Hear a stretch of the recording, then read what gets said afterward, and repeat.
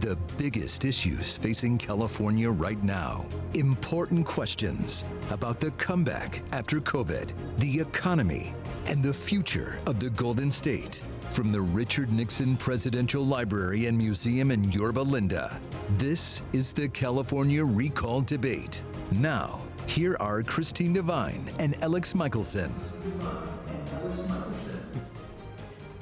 And good evening. Welcome to the California Recall Debate. We are live at the Nixon Library in Yorba Linda. And we are live right now on Fox 11 in Los Angeles, KTVU, Fox 2 in the Bay Area, and also the Salem Radio Network. All right, come August 16th, every registered California voter, you'll be getting a ballot in the mail. And that ballot has two questions on it. Number one, should Governor Newsom be recalled? And number two, if 50% of voters say yes, who should replace him?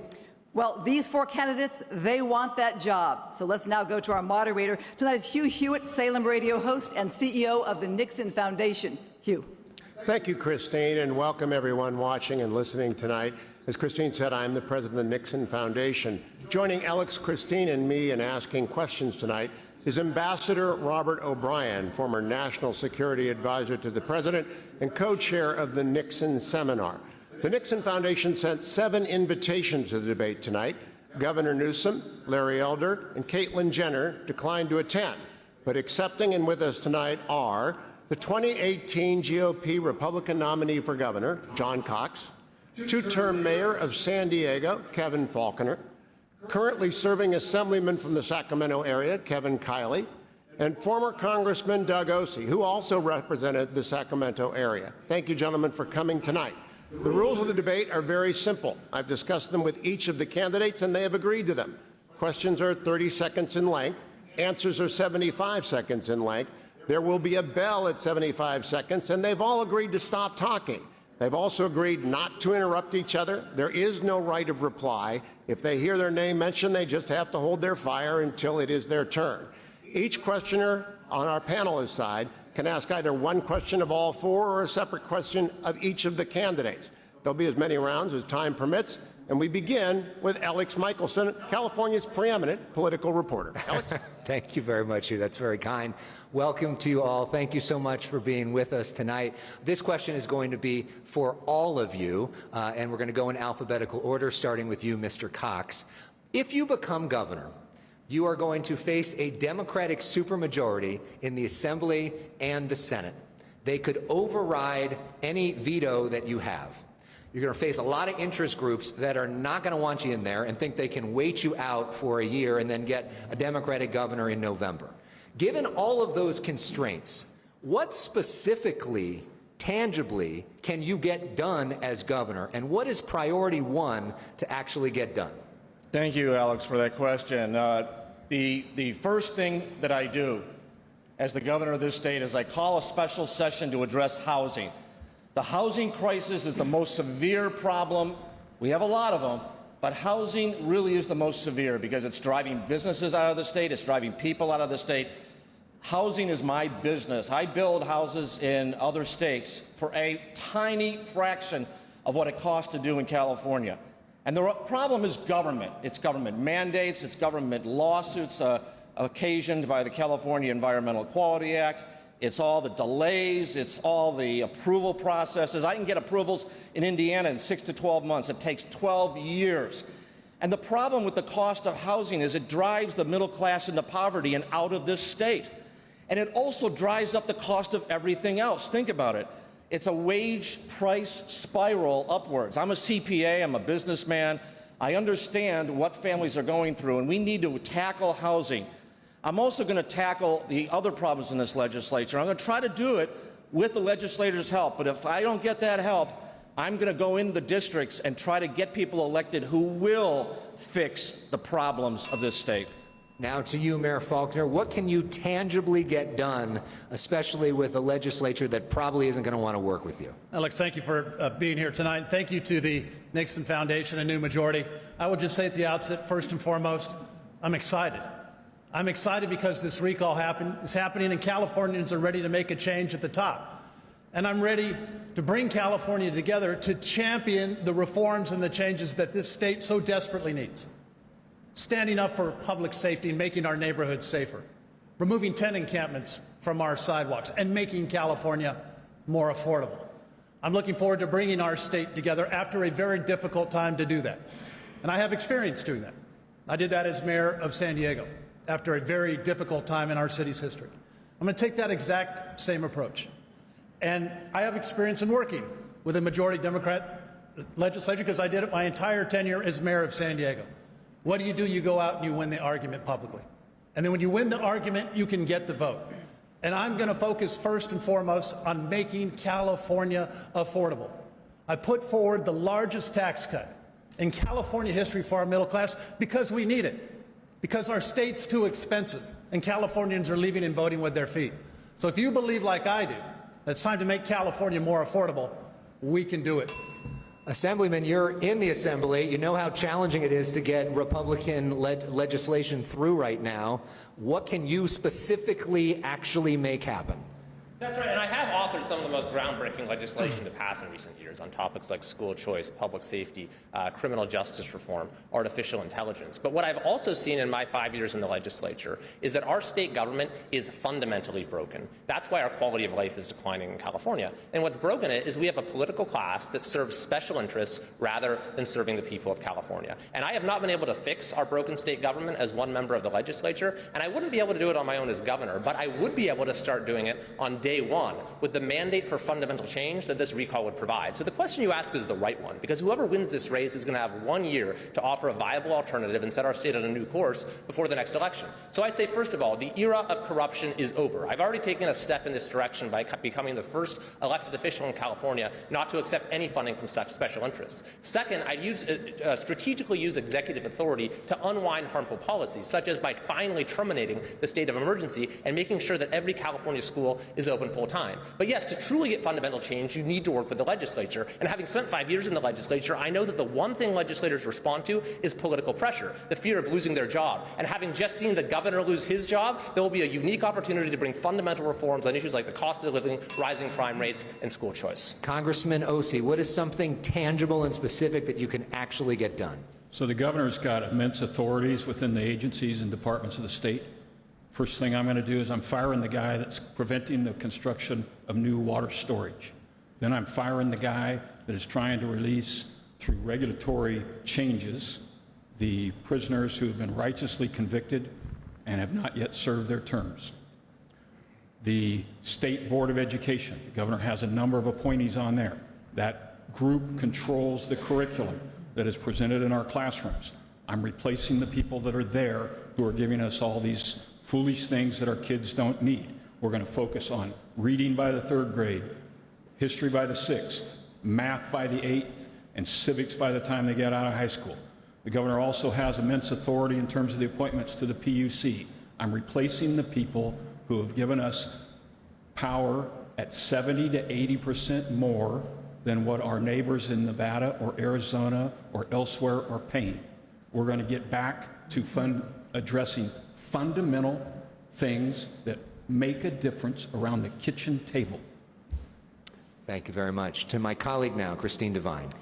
Let's talk about the coronavirus. It is the issue of our time. The Delta variant is surging. I'm going to start with you, Mayor Faulconer. Republican governors in states like Florida and Arizona have signed bills banning a mask mandate in schools. Where do you stand on a mask in schools? And would you allow for local control for districts who have their own numbers that they're concerned about to deal with this themselves? Well, first and foremost, I urge everyone to get vaccinated. Vaccinations is how we get our way out of this. I'm vaccinated, my family is vaccinated. And if we don't want to be dealing this with our kids and our grandchildren, we have to take action now. I want our schools fully reopened. I want our kids back in school. I want our teachers back in school. But I do not favor mandates. I favor educate. You're not going to mandate your way out of the coronavirus. I think people in California want to do the right thing. And for those that are still hesitant, we got to continue to provide that education, continue to show the benefits of what happens when you do get vaccinated.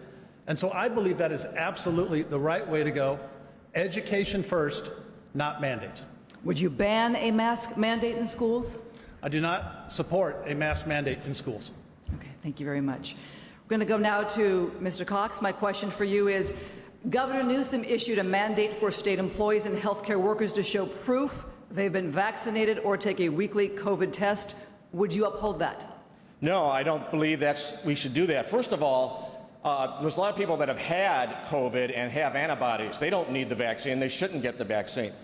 This disease is an awful one. I had it very early on, and it's not something you want to have, but it's 99.9% survivable by people who are in decent health, who aren't elderly.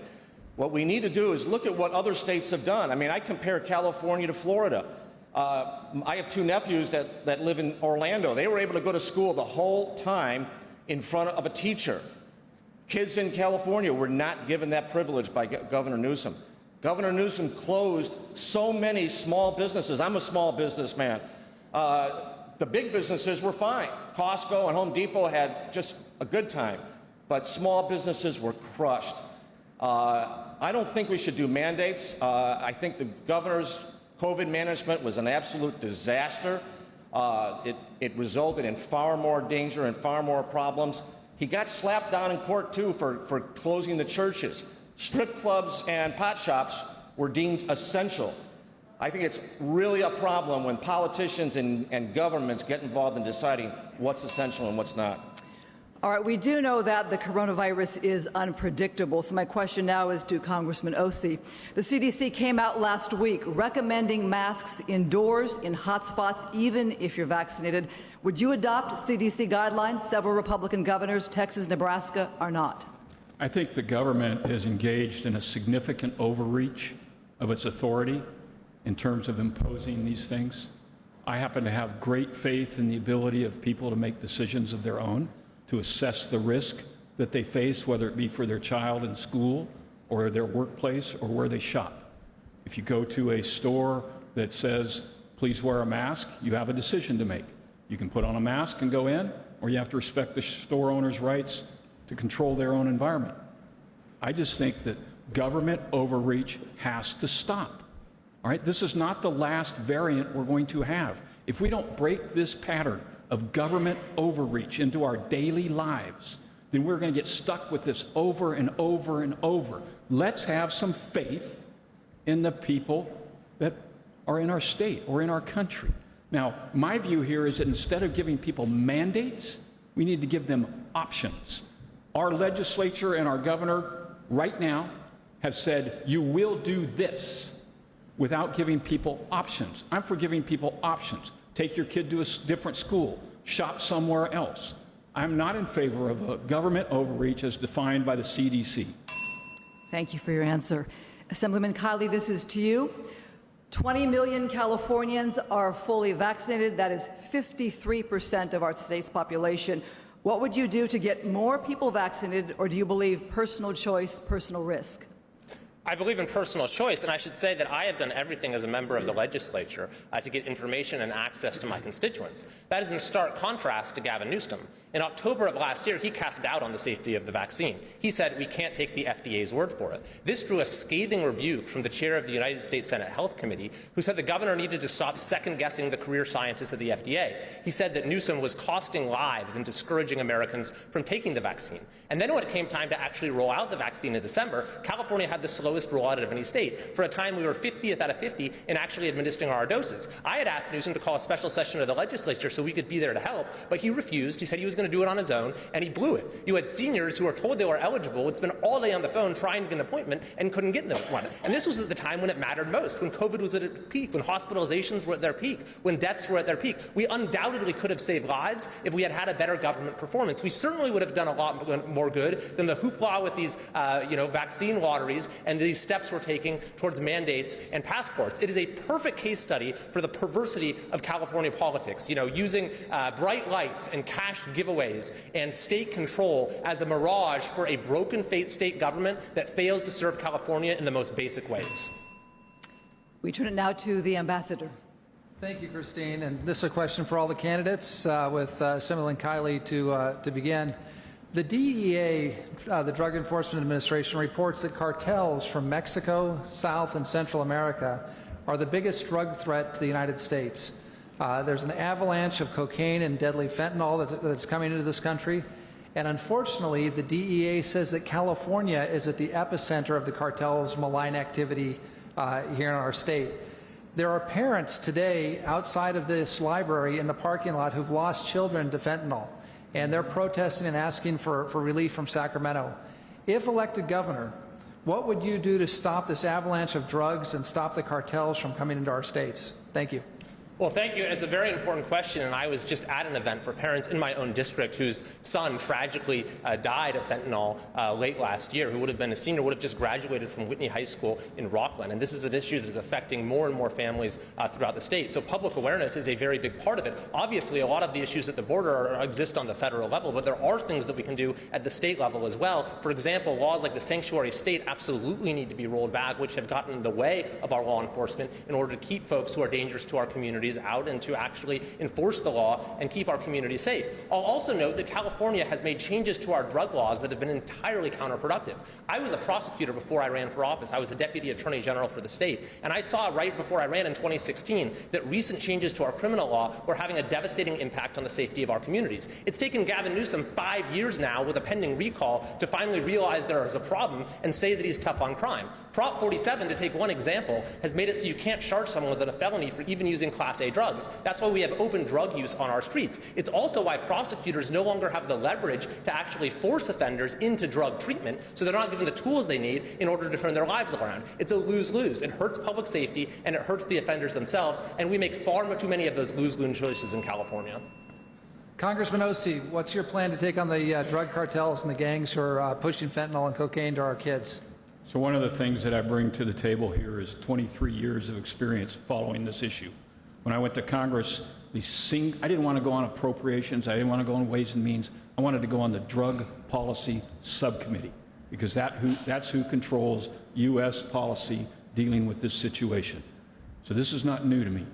We are being overwhelmed by the illegal importation of all sorts of drugs. We are being overwhelmed by the production of these same drugs in our rural areas. We cannot try to solve this problem by lessening our attention to it. We have to increase funding at the state and federal level to those agencies that are charged with interdicting this flow of drugs. We have to set up a much more serious inspection regime at the border. We have to give our law enforcement people the antidotes for immediate application when they find somebody in the street who's suffering from fentanyl overdose or methamphetamines or what have you. And we must find a way to provide treatment for those who are suffering from drug addiction.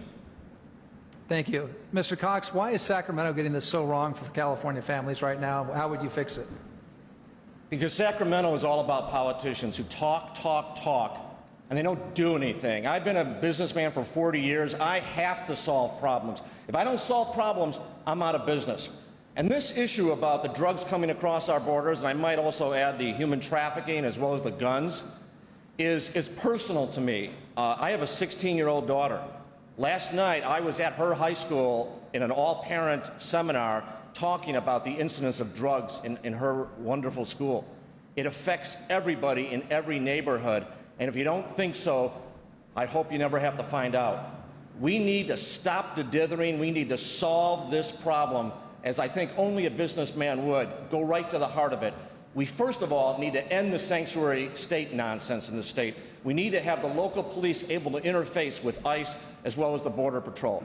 We absolutely need to build a wall along our southern border all the way. It's there in parts in San Diego, but it's got to be all the way across this border. We don't have these problems in Canada because they can enforce their law and they're not corrupt.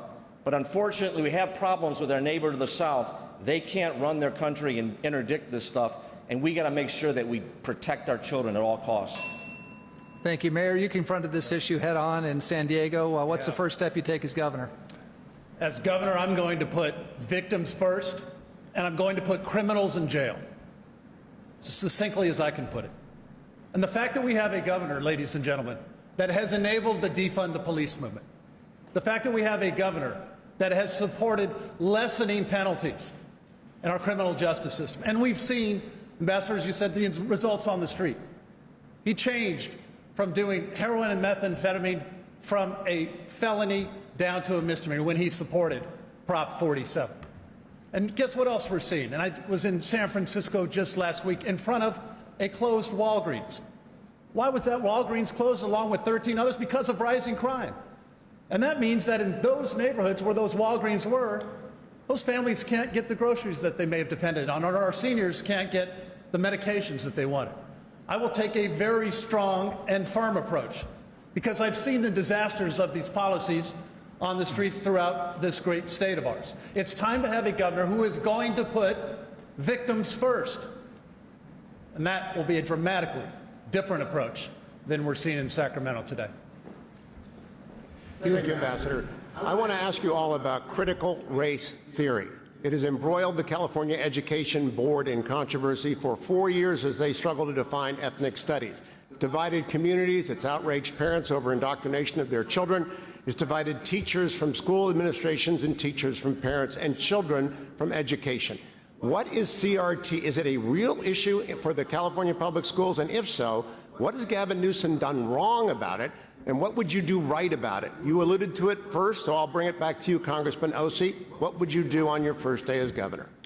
So the curriculum that's offered in our K-12 schools is dictated by the State Board of Education, on which the governor has multiple appointees. And then the school districts all have to comply with the options that come out of there.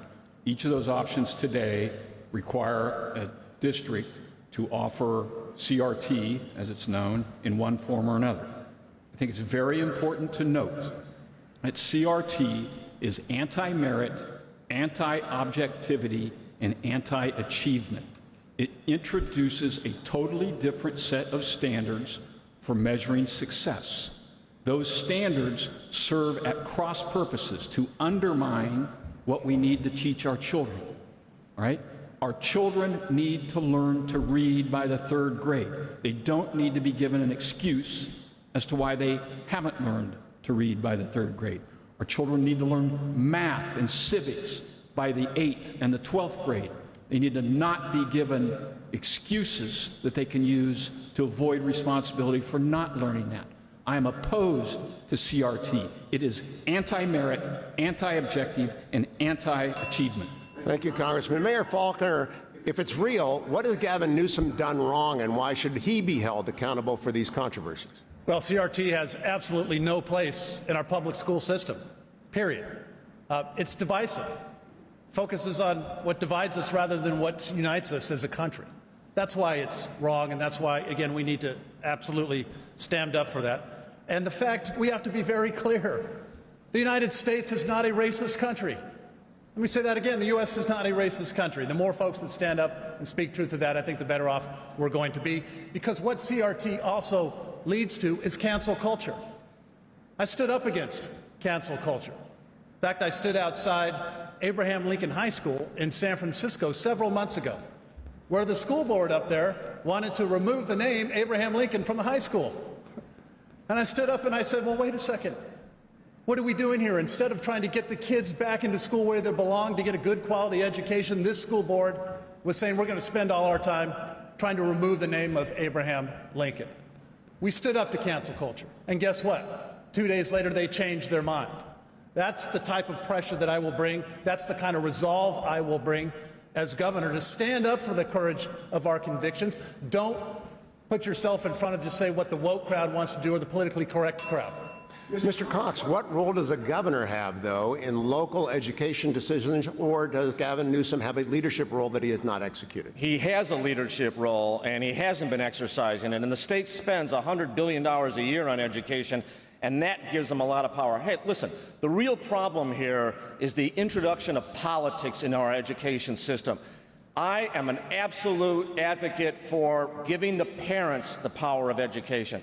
Let's put every dollar we spend into a backpack and give it to each child and give the parents the power. The parents learned during the management of this pandemic who has the real power in the public schools, and that's the teachers' union's bosses. Not necessarily the teachers, the union bosses. CRT and all the other things that go along with it, and ethnic studies and all these things, are just a symptom of the politicization of our schools. My mom was a teacher in the public schools. I was a school board president. I've been a teacher. I understand what it takes to teach. And we've put politics too much. We need to teach reading, writing, and arithmetic. I toured Folsom Prison, and most of those inmates were from LA, and they had high school diplomas but couldn't read past a 3rd grade level. That's criminal, and that's what we're doing with our children and our future. We have got to stop that, get the politicians out of the school system. Assemblyman Kiley. Well, the governor will make a decision if this bill passes the legislature on whether to sign or veto a bill to mandate the teaching of CRT, or as it's being called, ethnic studies, in every single high school as a graduation requirement, and I would certainly veto that bill. I spoke against it on the floor of the Assembly. But what's important to note is that just 2 years ago, Gavin Newsom was against this too. When the first edition of this curriculum came out, it was universally condemned. Newsom himself said it was offensive in so many ways, and it would never see the light of day. The California Legislative Jewish Caucus wrote a letter saying that the curriculum echoed the propaganda of the Nazi regime. We should have scrapped the whole thing then, but instead they made a few edits and are now seeking to impose it on every high school student in California. But I think the important point of CRT is that it's exposed a vacuum in our public education system. We don't truly teach civics in our schools anymore, at least not like we used to. Civics used to not just be some add-on to the curriculum, but it was the unifying thread of your education to empower you to prepare for citizenship, to be a productive member of society, to learn about the things that make America great and our founding principles. But we don't teach education, we don't think about education that way anymore. And so CRT has come along and is exploiting that vacuum. If we're no longer going to teach our kids how to build their communities up, then we'll teach them how to tear their communities down. So I think we need to defeat this CRT bill, but we ultimately need to reimpose a sort of a real civic education in our schools. Thank you, Assemblyman. Before we begin round 2, I remind the audience that has joined us either on the radio or television since the beginning of the debate that your ballot will arrive next week. There are 2 questions, yes or no, should Gavin Newsom remain in office? And then if he is removed from office, who should replace him? Would it be one of these 4 people? Round 2 begins with Elex Michaelson. Thank you very much. Let's talk about the issue of homelessness, which a lot of polls show is the most important issue to people. Congressman Ose, on our statewide political show, The Issue Is, last week, you referred to Mayor Faulconer as a plastic man and said that his plan when it comes to homelessness is disingenuous. Mayor, we'll give you the opportunity to respond in a moment, but first to you, Congressman, what do you mean by plastic man, and what specifically would you do differently when it comes to homelessness? So the facts of what's happened in San Diego is that in 2017, the administration there changed the methodology by which they counted homeless and excluded people living in their cars or their RVs. Number went down. The city police department has been engaged in rousting homeless, the net result of which is that people have been moved out of San Diego into the satellite cities around San Diego, reducing numbers in San Diego, but not reducing overall numbers. These are not answers. Hotels for homeless, not an answer. All it does is take somebody who's dying on the street and put them in a hotel room where they can die. You cannot advocate hotels for homeless without also mandatorily requiring treatment for the underlying drug illness or mental illness. That's what I mean by plastic. It doesn't hold up to examination. So how do you actually get that through your plan? You change the law known as Lanterman-Petrus from the standard which says someone can be taken into custody if they're an imminent threat to themselves or others, and you can compel treatment. You change that standard from imminent threat to someone who's unable to conduct their affairs self-sufficiently if they're drug addicted or mentally ill, and then you get them the treatment they need. Mayor Faulconer, your response to being called plastic man, him saying you're kind of playing with the margins to change up the reality. Yeah, I think it's important to get to the facts, Elex, on particularly this issue, which is so incredibly important. The fact that it was proud in San Diego that we reduced homelessness by double digits, the only city, big city in California to do that. And yes, with the same methodology that every other city was using. And in fact, not only did it go down in San Diego, it went down in the county as well. Why? Because I took aggressive, firm action. I did not allow 10 encampments on the streets when I was mayor of San Diego. Got a lot of attack at first, but when people saw the difference, when people saw that we were helping people and getting them into the shelters, it made a dramatic from what was opposed to support. Because I strongly believe that if we allow 10 encampments on the sidewalks, people are going to die on the sidewalks. And we're better than that. And so we set a very strong point of view in San Diego, as I said, not only reduced it, but made a real difference in the quality of life of our city. And I felt so strongly about that I created a new division within the San Diego Police Department called the Neighborhood Policing Division. That became the #1 referral source to get folks off the streets and into the shelter system that we had set up. I am going to lead by example as governor and take that exact same firm approach. Mr. Cox, I know you sometimes have been critical of Mayor Faulconer as well. When you've talked about homeless, though, some of your words have been lost a little bit because you've traveled the state with a bear and traveled the state with a giant 8-foot thing of trash. And what do you say to critics who say some of those gimmicks are getting in the way of the serious message and the serious discussion? No, this is a serious issue, and that's why I did it, to draw attention to it, and it got a lot of attention. And let me tell you, this issue, I was just in San Diego. This issue illustrates the impotence of the career politicians that we have in leadership in this state, all across the state. I was in San Diego last week, and I drove down Imperial Boulevard, tents all over the place, people living on the street all over San Diego. And it's that way in Chico, it's that way in San Francisco, Los Angeles, everywhere. I proposed a specific set of goals, and they revolve around treatment. I'm a businessman. I need to solve the problem, and that's what we're going to do. We're going to, if we have to, we're going to force people to get into treatment. We're not just going to buy hotels. The city attorney in San Diego just sued, by the way, to avoid a couple of hotel deals where excessive prices were paid for hotels in San Diego. We have got to stop wasting money on this. We've got to do the smart thing, and that is get people in treatment, get conservatorships if we need to. Britney Spears didn't need a conservator. A lot of the people living on the streets do.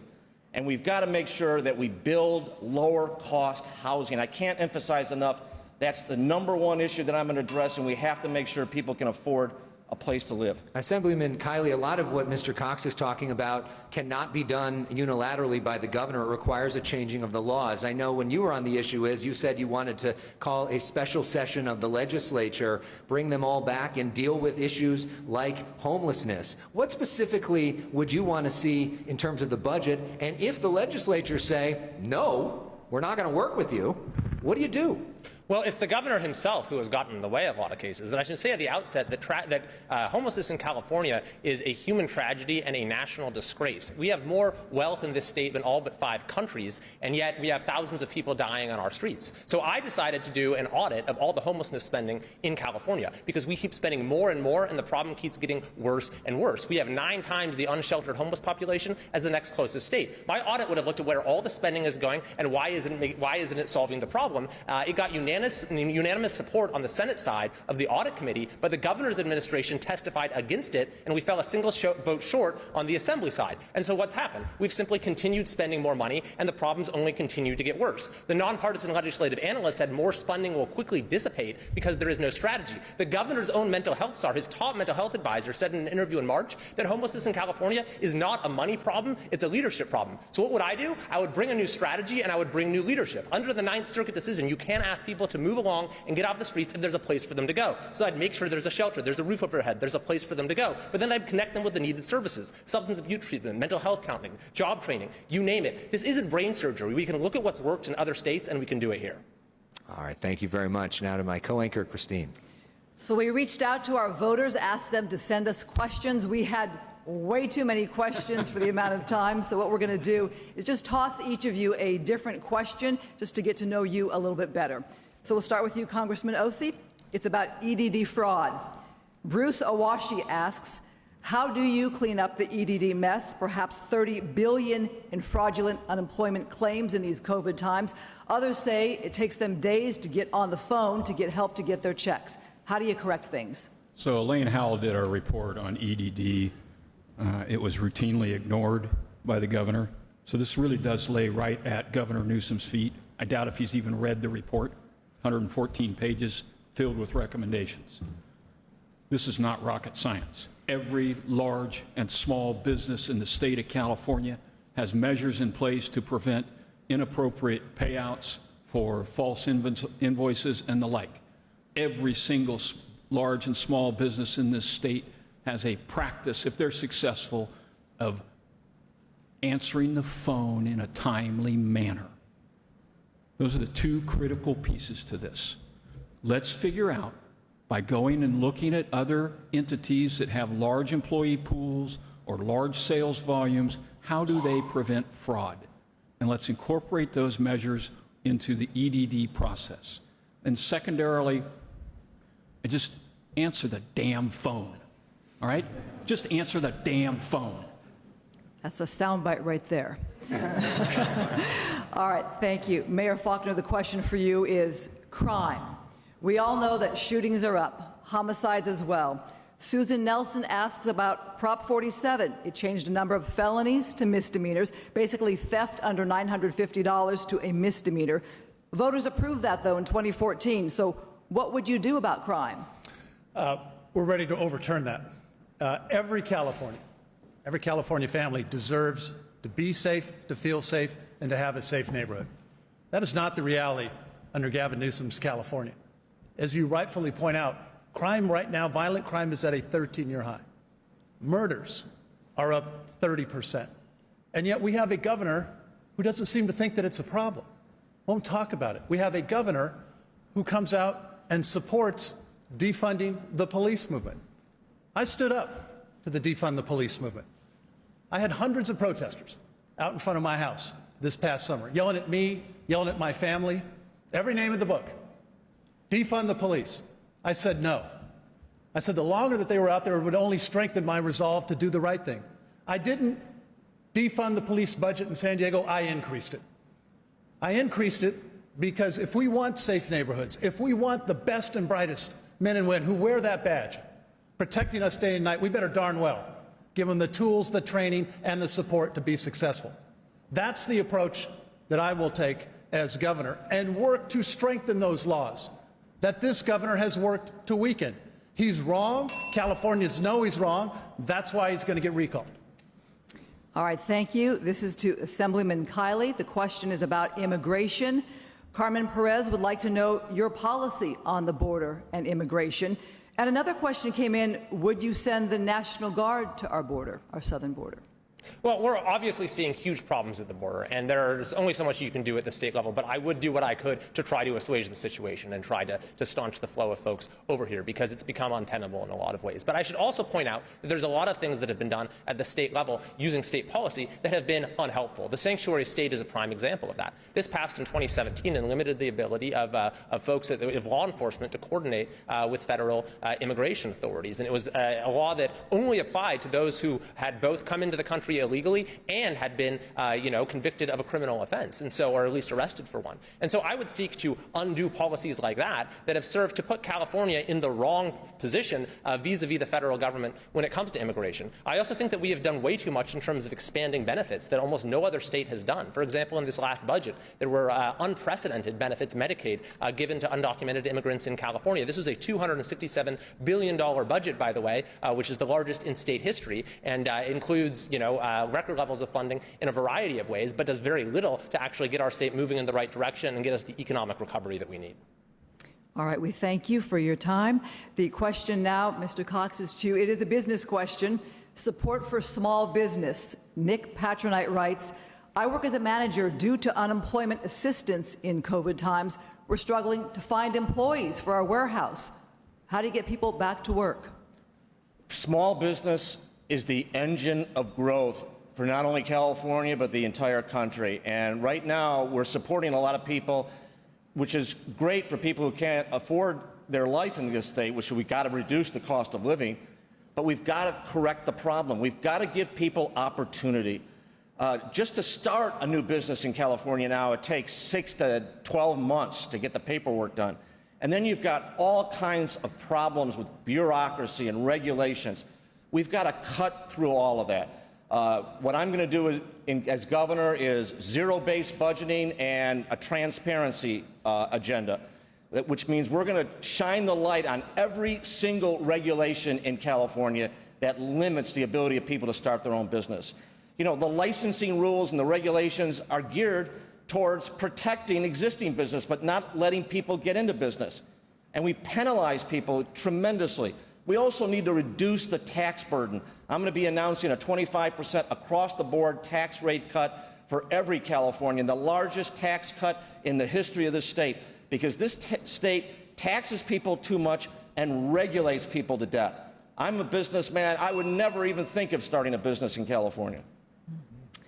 Ambassador O'Brien, we turn it to you. Thank you, Christine. This question is related to the next question, and it's for all the candidates. We'll start with Congressman Ose. At a time that the U.S. manufacturing base is starting to return home from overseas to California or to the United States because of COVID, but also because of the Buy American initiatives of the Biden and the Trump administrations, we're seeing thousands of California businesses leave the state, and those include household names like HP and Oracle and Palantir, McKesson, Charles Schwab. Even Elon Musk is spending more time in Texas now than in California. So the question I have for you, Congressman, and the other candidates is, how would you encourage companies that are reshoring, that are coming back from overseas, and they want to bring the supply chains home to America, to come locate in California? And how do we keep the companies that are already here from leaving to go to other states? Thank you. So Newsom and his minions think that everybody's going to stay here because they're in charge. The empirical evidence is exactly the opposite. They're leaving because they're in charge. Let me tell you what I do specifically. Business wants to open, we need to reduce the LLC filing fees that they have to pay to the Franchise Tax Board. Business wants to hook up to utilities.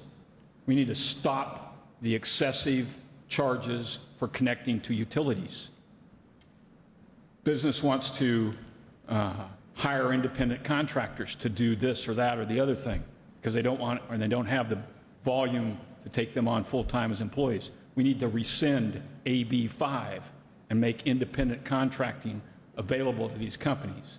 These are simple things we can do along the way. I want to go back to something on the audit question of EDD, because one of the things we're dealing with at EDD is that they continue to pay out money to people who rightly should be back at work. We need to stop paying people to stay home. We need those people back at work. There's two parts to this question. The first part dealt with the companies. The second part deals with getting people to work there.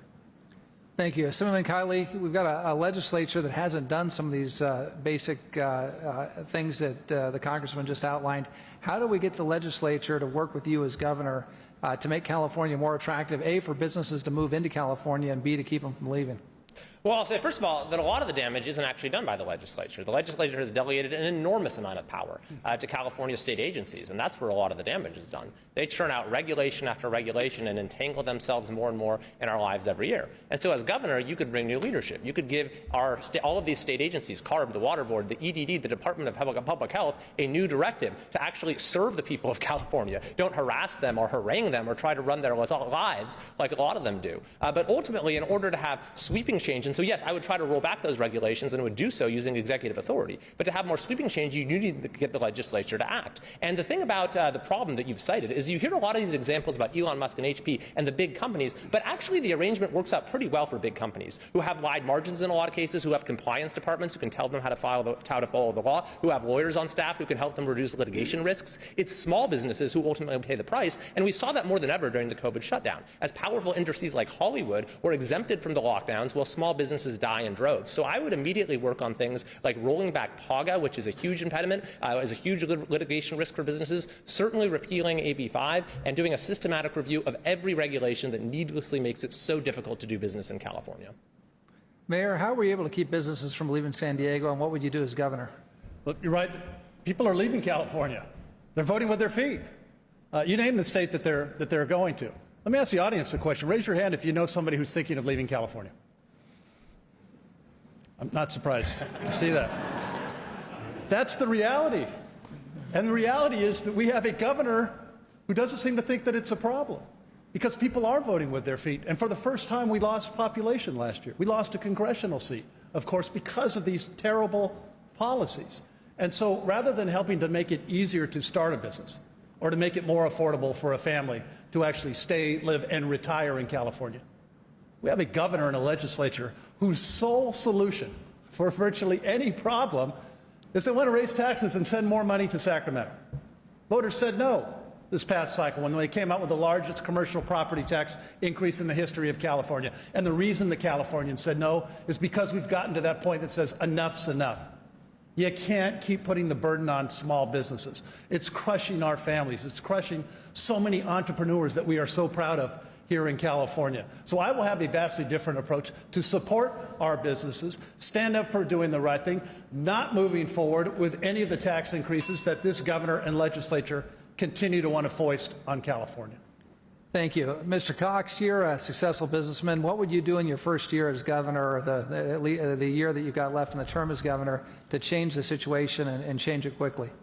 Well, this is the problem in California. We got businesses leaving left and right. It's because we put career politicians, celebrity, and insiders in control of the state. A lot of states around the country, red and blue, have elected businessmen and women as their governors, and they're the most popular governors in the country because they focus on the problem and they focus on solutions. So what are we going to do? First of all, we're going to fix the housing crisis in the state. A lot of businesses have told me they're leaving because their employees can't afford to live in this state, and it drives up their costs and it drives up their salaries. We're going to cut taxes, as I just talked about. We're also going to talk about changing our legal system. The loser pays. Texas has done that, and Texas is getting a whole lot of our businesses every single day. We've also got to make sure that we deliver water and electricity. I've talked to businesses that rely on electricity. They tell me they're paying 2, 3, 4 times what their subsidiaries pay in other states. They will not keep doing that forever. We need to cut the cost of electricity. We need to get more sources. We also need to make sure that we have water. The agricultural industry is important to the state, but we also have to make sure that people can afford the water in this state. We're going to have rationing next year. And it's wrong because we're sitting next to the largest body of water in America, in the world.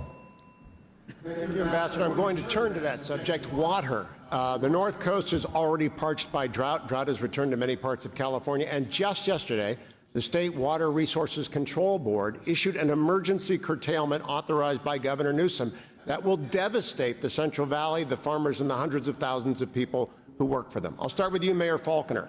On day one, what will you do about the water cutoffs in the Central Valley that is causing, for the second time in a decade, devastation to the agricultural businesses? Stop them, because agriculture is so incredibly important to our state, our community. We're so proud of agriculture in California in the Central Valley. We are not only, Central Valley is not just the breadbasket for California, we're the breadbasket for the nation.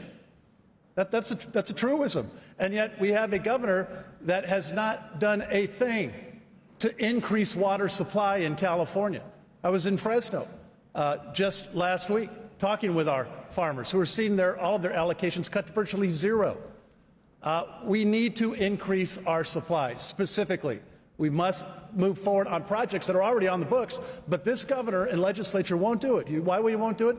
Because he's letting the far left environmentalists stop him from doing it. What am I specifically talking about? I'm talking about Sites Reservoir and Temperance Flat. Those are two big things that we need to do for our Central Valley farmers. They deserve a governor that's not going to ignore the Central Valley. They deserve a governor that understands how important water, resources, and new supplies are. We did some of that in San Diego, where we did one of the largest water recycling in California. I'm proud of that. You've got to put your elbow into it. We've got to increase our supply. If we don't, why do we expect anything to be different year after year when we have drought conditions? We have to have a government that's going to stand up for farmers. Mr. Cox, what will you do about the emergency curtailment order yesterday for the Central Valley farmers and the, again, hundreds of thousands of people who work for them? I would countermand it, and I'd immediately talk about getting us more water. Again, this is the politicians and celebrities, insiders that we've had running this state into the ground. We're sitting next to the largest body of water in the world, the Pacific Ocean. Israel has turned a desert into an agricultural paradise. And why? Because they've done desalination, and they've done it at a fraction of the cost of what we have done in California. We have underinvested. The California Water Project was a miracle. It turned this wonderful Central Valley into the fruit basket of the world. We produce 85% of the eating oranges. We have more dairy than Vermont and Wisconsin combined. We have more cattle than Texas. We need to make sure that we have water for the future, as well as for the people that are here. We need water every single day. It's the staff of life. So we have terrifically underinvested. And why? Because we've listened to the insiders. I'm an outsider. I'm not a politician. I'm not beholden to these groups. I'm going to talk to the people of this state about common sense solutions, and that means desalination, that means building more storage, that means building more recycling. That does not mean cutting allocations to our farmers or our people. Assemblyman Kiley, does the rest of the state even understand the agricultural devastation brought about either on the North Coast or in the Central Valley by water cutoffs? Well, a lot of folks probably don't, see the immediate impact of it, but certainly will experience the ultimate impact of it because we rely on our farmers for our food supply. And so we absolutely cannot have them be the first to have to face rationing and cutbacks whenever we hit these dry spells. So, to answer your immediate question, yes, I would seek to roll that back in any way I could and to put our farmers as our first priority rather than always being our last priority. But yes, the long-term solution ultimately is to recognize that this is a political choice we have made. The governor's own agriculture secretary said that the reason for these cutbacks was Mother Nature and climate change. That is not true. The reason we're facing these cutbacks is because of political choices that we have made. Rationing and cutbacks and scarcity, those are political choices when we know full well that endemic to our climate are periods of wetness and dryness. We used to do things differently. We built the State Water Project back in the 1960s. The world hasn't seen anything like it. It was a marvel of engineering, but then we rested on our laurels, and we haven't expanded capacity in any significant way since. So I actually am authoring an Assembly constitutional amendment that will dedicate a fixed portion of the general fund every year to water storage projects. Temperance Flat, Sites Reservoir, there's a low-hanging fruit like raising the water level at San Luis and Shafta. We can have an affordable supply of water and one that is sustainable, and we can embrace abundance rather than scarcity. Congressman Ose, with apologies to Oklahoma, can the farmer and the environmentalist be friends? Can you actually serve both of those communities of interest when it comes to water and the Delta? So there's one farmer in this race. One. That's me. My sisters and I raise 1,000 acres of rice. Water is not theoretical to me. All right? It's not theoretical. These fellas, they know the story. They don't know the reality. We need to increase supply. If we increase supply, it benefits not only farmers, but also cities and the environmental community. We need to increase supply by going back to the projects I first advocated for when I was in Congress in 1999, which is the Sites Reservoir. We need to build on that in Temperance Flat. We need to go beyond that, though. We need to go to the Modesto Irrigation District. We need to go to the Fresno Wastewater Treatment Plant. We need to go to the Sacramento Wastewater Treatment Plant. We need to go to every single wastewater treatment plant and figure out how to provide funding for them to pair up with farmers to process water to a sufficient cleanliness so that we can use it on our crops. This is not, again, this is not theoretical. If you're a farmer, these guys they all know the story. I live it, all right? I live this issue. I'm your guy if water's your issue. Before we begin round three, I want to remind those viewers and listeners who have just joined us, we're at the Richard Nixon Library in Yorba Linda. It is the first California recall debate. Channel 11 is carrying it, Fox LA live, as is their sister affiliate in San Francisco and the Salem Radio Network. To Alex Michaelson for round three. Alex? Thank you so much, Hugh. And this is the California recall debate. This is not a Republican primary debate, even though we've got a bunch of Republicans on the stage. And if you look at polls right now, about 40 to 50% of California voters are undecided on who to pick on question number 2 on the ballot, which is who should replace Governor Newsom. We know Democrats can vote on that question, even if they vote to try to keep Governor Newsom. We know there's a lot of Democrats that are in favor of the recall, and so they're trying to figure out where do they go. There is not an establishment Democrat on the ballot. And so I want to ask some questions that are important to Democrats to get your take on them. And Assemblyman Kiley, let's start with you. If Senator Feinstein were to retire next year, you would be in charge of appointing her replacement. If you picked a Republican, the Republicans would get control of the United States Senate. There are a lot of Democrats who would say, she's a Democrat, Senator Padilla is a Democrat, they both won overwhelmingly, Joe Biden won this state by 30 points, she should be replaced by a Democrat. Isn't that the most fair thing, and can you commit that you would appoint a Democrat to that seat? Well, actually, Alex, I hate to do this, but I have to reject the premise of your question. I wouldn't make an appointment at all. I would leave it up to the voters, which is exactly what I, asked Gavin Newsom to do when there was the vacancy in Kamala Harris's seat. He didn't do so. He appointed Alex Padilla, who had a very fraught history in his tenure as Secretary of State. And so the voters of California were deprived of choosing their state senator, one of the most important offices in the entire country. As a matter of fact, what the governor did was of questionable legality. I actually got a legal opinion from our legislative counsel's office saying that no, Gavin Newsom's appointee cannot be, or Gavin Newsom cannot serve the remainder of Kamala Harris's term. Before the term expires, there needs to be an elected senator. And so now it's almost like farce. There's a bill that's going through the state legislature, and what it's doing is you're going to have 2 elections for the same office on your ballot next year for a United States senator. There's going to be one election for who's going to serve the next 6-year term, and then there's another election for who's going to serve like the last month of the existing term. So this is all too typical of what happens in our state capitol, is we try to shut voters out in every way possible. And so here they solve the constitutional problem in the least democratic way imaginable. That's what ultimately this recall is about, is returning power to the people of California. All right, very interesting. Mayor Faulconer, the Newsom campaign has repeatedly called this a Republican recall driven by Trump supporters. They fought to even get that language on the ballot. They did. I'm wondering, for you, we know that you supported President Trump in 2016 and 2020. After January 6, are you still a Trump supporter? Do you welcome his endorsement, and would you want him to come campaign for you? Well, look, first and foremost, what happened on January 6th was abhorrent to our country. To have folks storm our Capitol, to attack our Capitol police officers, that was wrong in every way imaginable. We want to have those folks held accountable, and I think that's incredibly important. And I will tell you, Elex, when it comes, I think you hit the nail on the head, by the way. What Gavin Newsom wants to do is make this all about Republican or Donald Trump. What he doesn't want people to do is talk about his failed record and what's not happening here in California.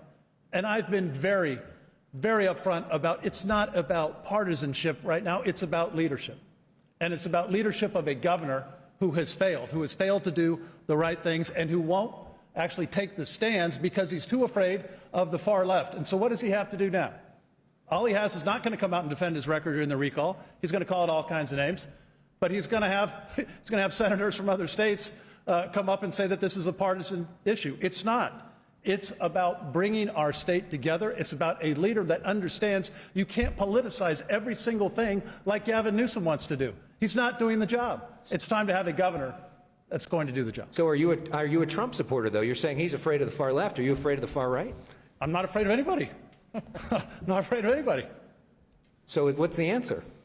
I'm going to proudly take the endorsement and support of any Republican, Independent, or Democrat who wants to get rid of Gavin Newsom and make California a better state. All right. Congressman Ose, what do you see as the size of the California budget if you're in charge in an ideal world? And who are 2 or 3 California Democratic legislators you think you could work with to make that happen? So I want to answer, I'm going to get to that. But on January 6th, I didn't wait until April or May to make clear my position on what happened January 6th. I'm on record that afternoon that when they broke into the Capitol, it was time for the police to clear the building and arrest those people on the spot. I want to be absolutely clear about that. No equivocation, no delay. That afternoon, that's what leadership requires. You got to be clear, and you cannot put up with the kind of behavior that occurred when they broke into the Capitol. In terms of the folks that work in the Capitol right now, I actually think this is going to sound like apostasy, but you have to figure out how to work with Lorena Gonzalez. She's the most powerful politician in the legislative branch of the Capitol. You have to figure out how to work with her. That's what I do. I mean, everybody on the Democratic side is terrified of her. And how do you do that? I call her up, I find out. I sit down and go, Lorena, you got kids, I got kids. You got people in business, I got people in business. How do we work together? Let's find something we can work together on. Same way I did it in Congress. Mr. Cox, Larry Elder is not here tonight. We invited him. He had a fundraiser and chose not to come. But he has said that he wants the minimum wage to be zero in the state, that the minimum wage should be zero. Do you agree with that? And do you support the current minimum wage of $15 an hour? Well, I like Larry. I was on his show a lot in 2018. He said I would be a great governor, for the record. listen, I think there's a place for a minimum wage, but I think he's right from the standpoint that I think the free market is a much better judge of what wages should be. But I think getting back to the problems of this state, we've got too much government and too much regulation. We've got too many times where government has inserted itself into business like that. And, you know, I grew up a Democrat. I became a Republican because Ronald Reagan talked to me about the fact that government's not the solution to our problems. Government is the problem.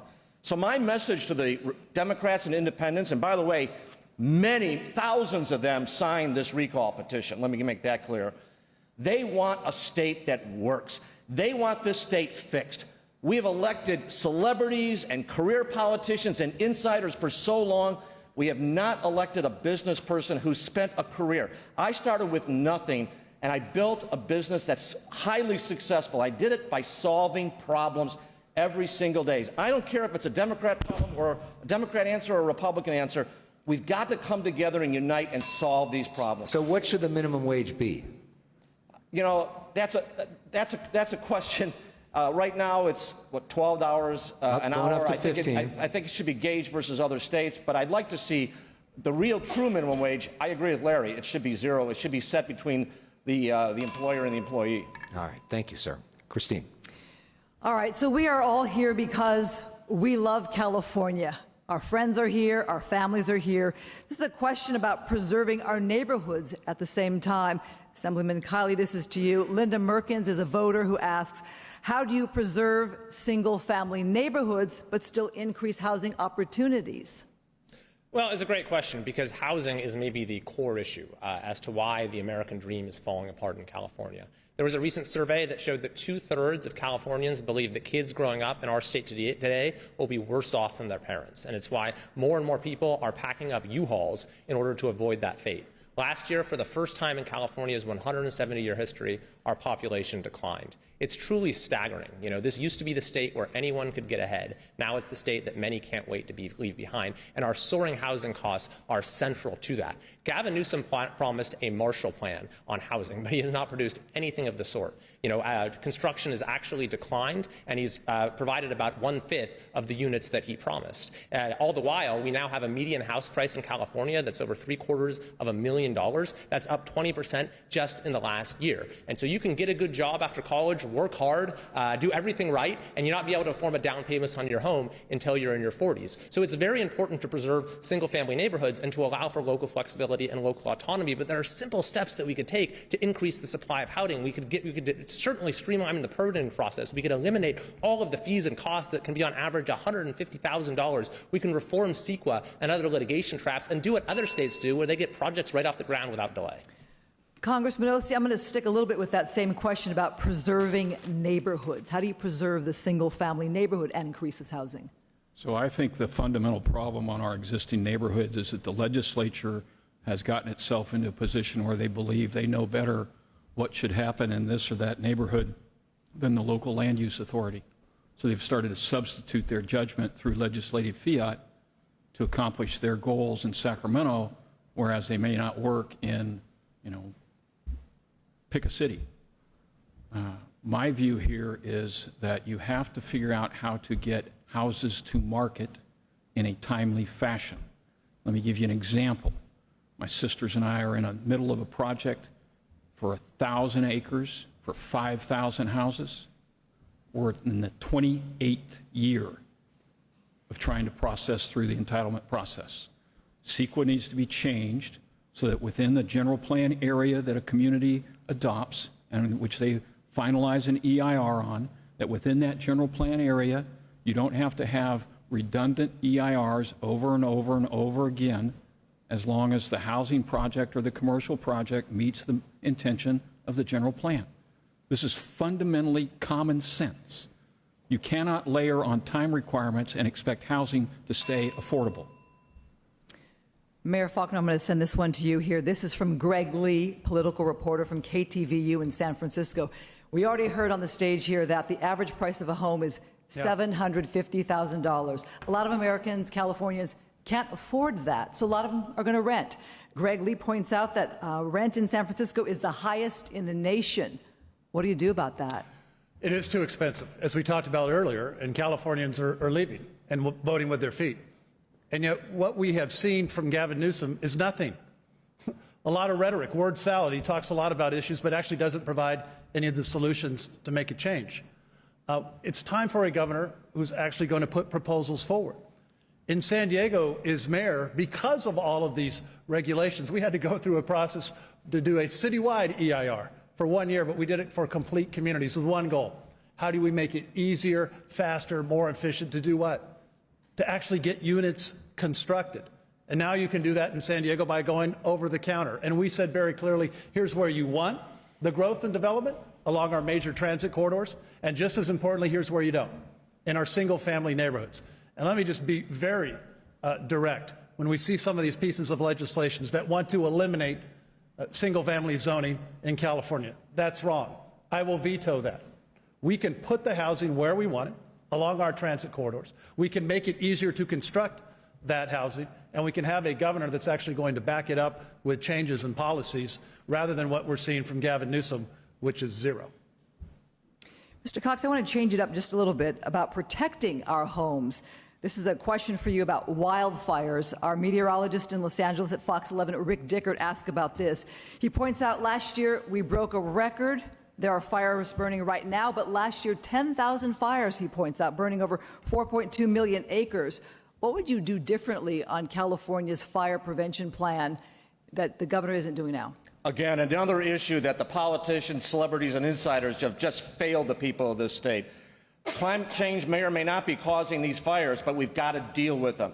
First of all, we should be doing better forest management. We should be cleaning out the brush and the dead trees. We also then have to get a better suppression response. Right now, we're spending $4 million a day on that train to nowhere that 3 people are going to ride. We need to take that money and get airplanes. There's never been a time when there's more airplanes on the ground not being used. Get an air force of 100 or so planes. The minute smoke is spotted, you send those planes and you stop these fires before they become infernos and out of control. And the last thing would be to revive the timber industry. Again, that's what a businessman would say. We need to get the timber industry. And why? Because we used to have 100 sawmills in the state, and we ran them out of business with regulations. They would clean the forest. They would build fire breaks. They would help make sure that fires were controlled. So we need to apply common sense solutions to this, not just sit and throw up our hands and blame climate change or some other external source. That's what the politicians do. We've got to stop doing this and fix the problem. Well, I have a ton more questions here. We'll see if we have some time. Right now, I turn it over to the ambassador.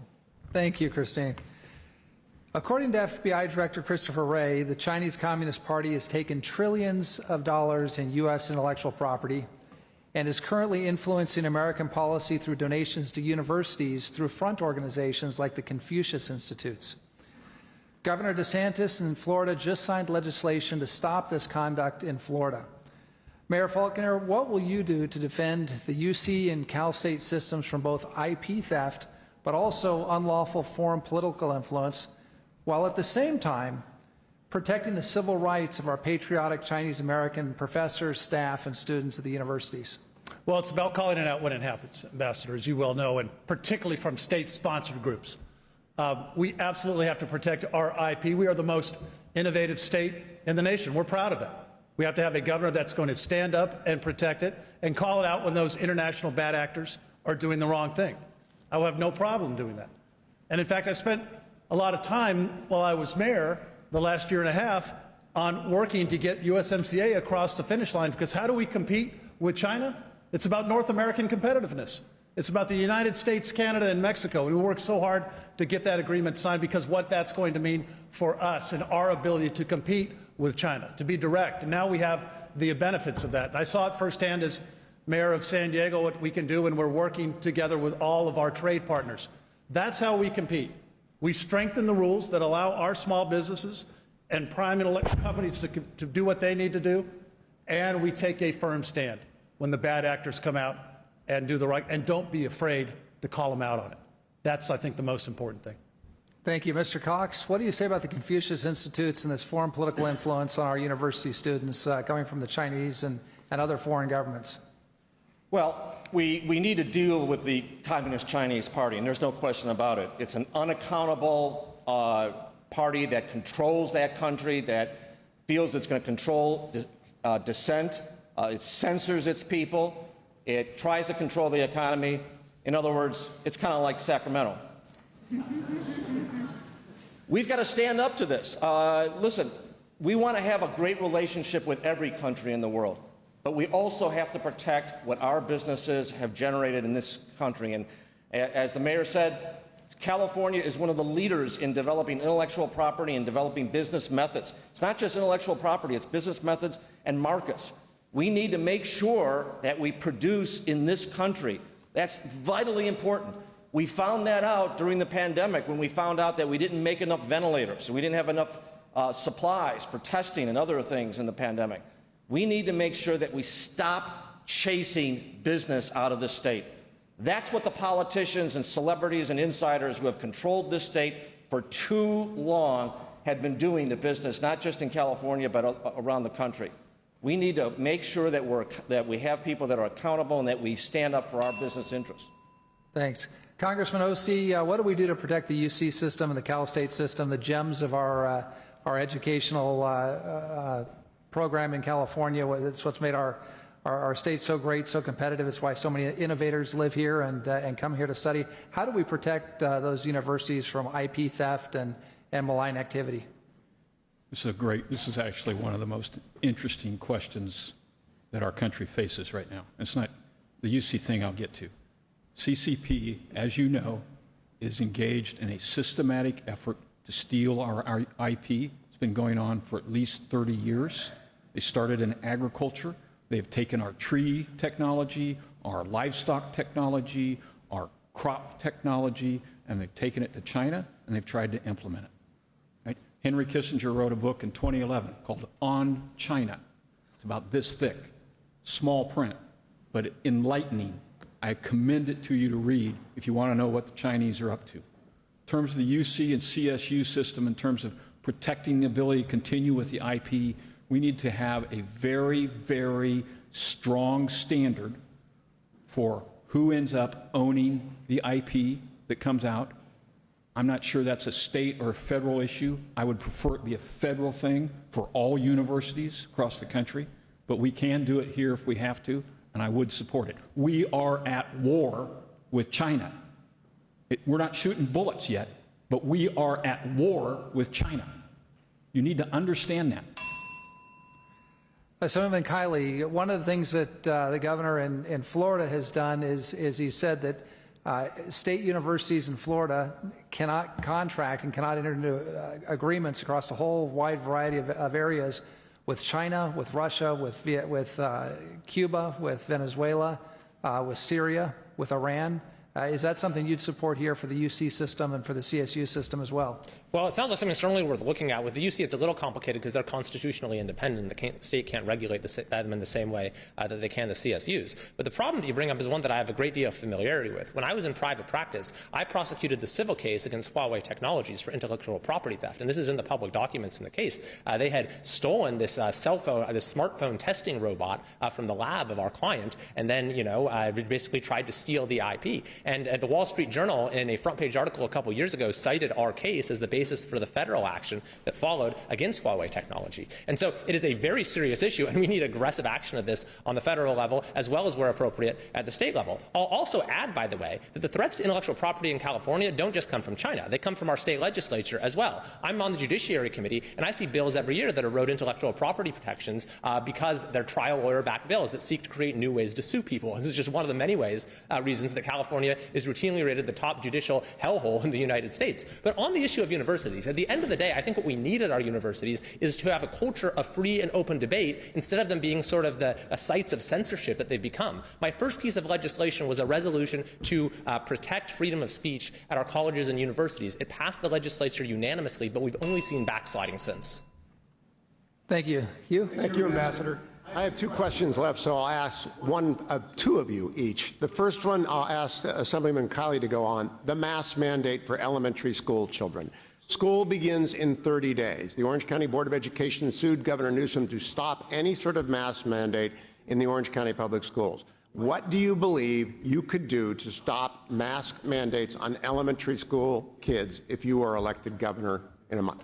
Well, I'm 100% against a mask mandate at the state level. California is one of only a handful of states that has one, and I think that a lot of the authority to impose that stems from the state of emergency. So I would terminate the state of emergency on day one. Parents know what is best for their kids. They should be making these decisions for themselves. But I'll say as a broader point that California, as I mentioned, is one of only a handful of states that still has this policy. And we've been a national outlier throughout the COVID era. Of all the 50 states, we had the harshest lockdowns. Of all the 50 states, we had the longest school closures. We were the last to open just about everything. And so to make the case that California got it right, you also have to make the case that all 49 other states got it wrong. And that's a case that simply cannot be made on the basis of the data. When you look at education, our kids have fared worse here than anywhere. We've done more harm to them, including lowering their life expectancy, according to the Journal of the American Medical Association. Our unemployment rate has been the second highest in the country throughout the COVID era, and our public health outcomes have actually been among the worst as well when you measure excess mortality. If our excess mortality rate were even on par with the national average, thousands more Californians would be alive today. So I think that the lessons that we need to draw from this, which this governor clearly has not drawn, is that states that took a different approach, that followed the science, that took a balanced approach, and that trusted their citizens did a lot better, and I would learn from them and have that model here in California as governor. Thank you, Assemblyman. Mayor Faulconer, in the very first round of questions tonight, Christine asked you about mask mandates, and you said you don't support them. Governor Pete Wilson, good friend of the Nixon Library, has told me repeatedly the California Constitution empowers the governor with extraordinary emergency powers. Would you use those powers to mandate that there be no masks required in any public school of elementary schools in California if you win the recall? Well, I will tell you, I was just like the Assemblyman here, strongly oppose mask mandates in public schools. Our parents are the right ones to make the choices for our kids. And to see what this governor has continued to do with the mandate approach is the wrong approach. And it's time and time again, it's not just on what we're seeing right now, but it's also when we went through last year, open and close, open and close. We had businesses in California that were open and closed 5 and 6 different times. We had a governor that started, remember, whether it was case rates, then it went to color-coded charts. Remember those? Then it went to geographic regions that were as big as like the entire state. That's the type of stuff that you lose confidence in Californians to stand up and do the right thing. And so that's why it's not about mandates. It's about Mayor, I got to education. press you on this, though. Will you use your authority to bar mass mandates, not oppose them, but to forbid That's them? absolutely something I would look into doing here, 100%. Look into doing or Yes. do? Now I want to switch to homelessness for Congressman Ose and John Cox. Federal District Court Judge David Carter issued an order in May that took authority over homeless spending and programs away from the County of Los Angeles and the City of Los Angeles, citing massive dysfunction that resulted in more than 60,000 people on the streets in Los Angeles. Now we have the Ninth Circuit considering Judge Carter's order, which has been appealed by both the county and the city. Do you want the Ninth Circuit to uphold the judge's order, which essentially strips the city and the county of authority over their own homeless programs and budget? Mr. Cox. Well, I'm afraid of the Ninth Circuit most of the time, but I don't necessarily want them to take away local control, but I want Los Angeles to do something about their homeless problem, and that's the problem here. They passed a huge tax increase, as we know, and the money wasn't spent. I met with a gentleman in the real estate business who told me that he had been asked by Mayor Garcetti to actually handle it, and he told me that most of the money hadn't been spent.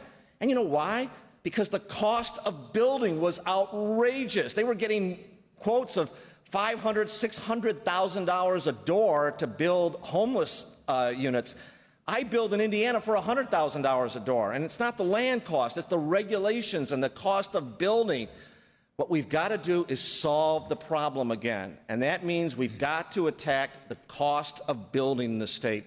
We've got to get approvals faster. We've got to reduce the mandates. We've got to reduce the litigation. We've got to speed up the approvals.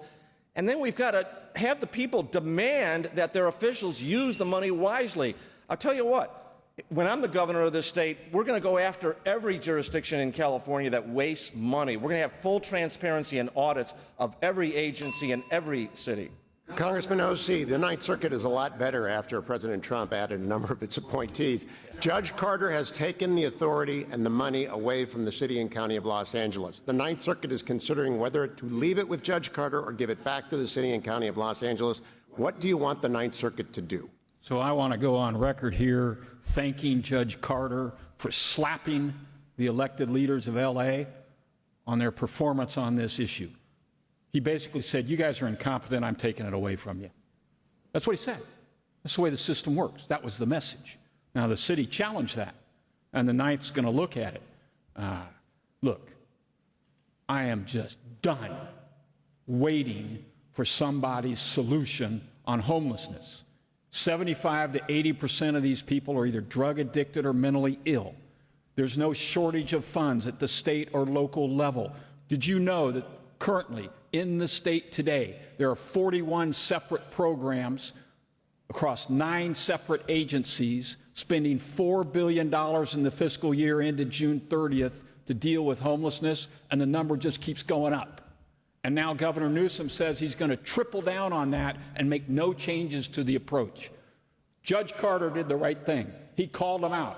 I'm calling them out today. What we're doing isn't working. We need to change. We need to get treatment for the drug addicted. We need to get treatment for the mentally ill. We need to stop calling failure success and face the facts. We have less than 10 minutes left in the debate, so the last round of questions will go to Elex Michaelson and perhaps time for a closing statement. Elex? All right, Mr. Cox, as governor, you control appointments. You get a lot of chances to hire and fire people. Who stays and who goes? Who are you looking to fire? Well, considering the way this government is run, that's a very there's no shortage of people to deal with there. You know, the first thing I'll do as the governor is order an audit of every agency, as well as an evaluation of its worth and its beginnings, as well as what it's actually doing. Caltrans would be one of the first I'd look at. That agency is so mismanaged. It costs twice as much to build a road in California as it does in Texas. That's outrageous. And we all know we're paying the most outrageous gas taxes in the country. That's got to change. We know how bad the EDD is. I mean, that agency should be completely audited, and that management should go. The DMV is another ridiculously managed organization. Many years ago, I lived in Florida. I got my driver's license in 15 minutes. When I came to California 20 years ago or so, it took me 3 hours. 3 hours to get my driver's license. The management of that agency, and I could go on and on. We are going to have, as I would with any business that I turned around, look at every single agency and the management. Mayor Faulconer, this question from our colleague Carla Marinucci from Politico. As governor, you'd have the power to reverse the Governor Newsom's first-in-the-nation move to expand Medi-Cal to undocumented immigrants that are elderly. Would you do so? Yeah, that's the wrong approach that the governor took. 100%. We're a very welcoming state. We take care of people. We provide emergency services. But as we continue to layer on cost after cost, you are taking what was meant to be insurance programs and turning them into welfare programs. That's unsustainable. We can't do that. We're kind-hearted in California, but we have to say, here's what we're going to do and here's what we're not going to do. Let me also get back to that last question because I feel very strongly about that. It's time for a whole new team of people in California at all of our agencies. On day one, I will bring in a whole new team of women and men who believe like I do about the reforms and the changes that we need to do. The governor actually has about 4,000 appointments. So the folks out there who want to serve our state, now's your time because we're going to need you. On my very first day as mayor of San Diego, I brought in the first female police chief in the history of San Diego, Chief Shelley Zimmerman, because we had a problem with some very few officers in our department, but we needed leadership and change at the top. I understand how incredibly important that is to the culture, to have men and women that are going to put their all into it, are going to be reform-minded. That's what we need to do at the state of California, and I will do that on day one. Assemblyman, you are an attorney. As governor, you would have the ability to appoint judges, which are so important to policy in this state. What is your judicial philosophy, and what does a judge look like that you're appointing?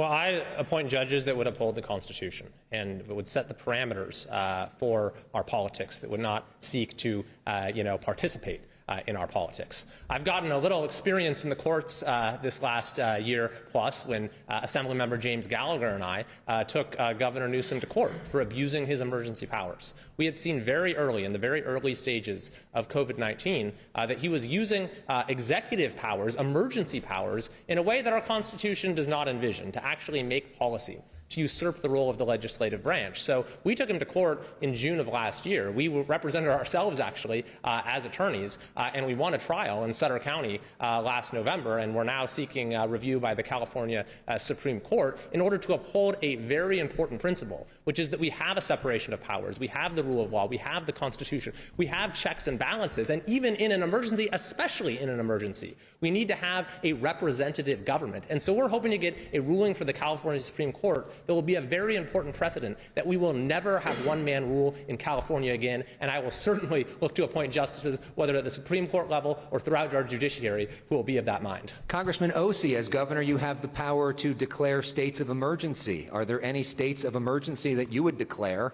in that job? I think the governor's power in this aspect needs to be constrained. I would go to the legislature and voluntarily ask them to put a time limit on the duration of whatever whatever emergency period I might otherwise need to declare prospectively. That's the problem we're dealing with right now, is that there's no time limit on the current California Emergency Management Act that the governor is exercising all of this authority from. So that would be step one. Now, from an executive standpoint, I spoke about this at the outset. We're building water storage, folks. I'm firing the people who are in the way of that. We're keeping criminals in jail. The people who are working with Governor Newsom to change the rules by which criminals can get out of jail early, that's over. Those people are gone, right? The people at the state forestry department who are standing in the way of timber sales that end up reducing risk in our rural areas for fire, those people are going to have to either change their way or they're retiring. It's just that simple. I'm not going to sit here and belabor, well, how many angels can dance on the head of the pin? We're going to get stuff done. And let's end with something fun, because if you watch our statewide political show, The Issue Is, we like to do a game called Personal Issues, where we get to know you. There are a lot of people that are just getting to know you tonight. So this is a rapid-fire round. Try to give us like 1 or 2 word answers. We can get through as many of these as we can, all right? So, Mr. Cox, what is something embarrassing your kids would tell us about you? Oh, boy. That my wife doesn't like my nose hair. Okay. Too much information. Mayor Faulconer, when you're not working, what are you doing for fun? I love to cycle when I have the time, and I've been a big supporter of the Challenged Athletes Foundation. A shout out to everybody who's watching. They're training for their big ride from San Francisco to San Diego, raising funds for challenged athletes. I love to get out on the bike. Ambassador Kiley, what's your favorite restaurant in California? Did I get promoted? Oh, sorry. I'm sorry. Assemblyman Kiley. Who knows? Maybe one day. Maybe one day. Maybe I'll do that at some point. Yeah. I would go with Frank Fat's. It's close to the Capitol, but there's actually 2 offshoots of it in my district. Unbelievably good Chinese food. You didn't say French Laundry. Never been. Apparently, I'm one of the few politicians in California who hasn't. Congressman Ose, do you have any hidden talents? Yeah. It's the same talent I wear on my sleeve. I get things done. Okay. Very nice. Thank you, Alex. We are out of time, unfortunately, and the dreaded closing statements will not be closing the debate. I do, however, want to thank each of our candidates tonight, John Cox, Kevin Faulconer, Kevin Kiley, and Doug Ose, for joining us. I also want to thank Ambassador Robert O'Brien for joining us as he co-chairs the Nixon Seminar. We appreciate that greatly, Robert. I'd also ask people who would like additional information on the Nixon Foundation to visit it at nixonfoundation.org or at nixonseminar.com. And my special thanks to Channel 11 and our colleagues Elex, Michaelson, and Christine Devine. Thank you both. We just want to say thank you for having us, and to our viewers here. If you've never been here to the Nixon Library Museum, it is worth coming out here with yourself and your families. It's a beautiful property and a beautiful piece of our history here in California. This recall election is something Very interesting during our times. This is the second recall election ever in our state. We thank you for watching, and keep in mind that you'll have the 2 issues on the ballot when you get that in the mail, voters. Right. And if the recall passes, one of these 4 men could become governor. So, if you're interested in more content, our colleague Phil Schuman is headed into the spin room, and you can see more interviews with these candidates at foxla.com/live. We'll have more on the Fox 11 News at 10 o'clock tonight, and on our statewide political show, The Issue Is. And as we go, this crowd has been so respectful, so now's your time to cheer and thank everybody here. This is the time to clap. Thank you all for being fantastic.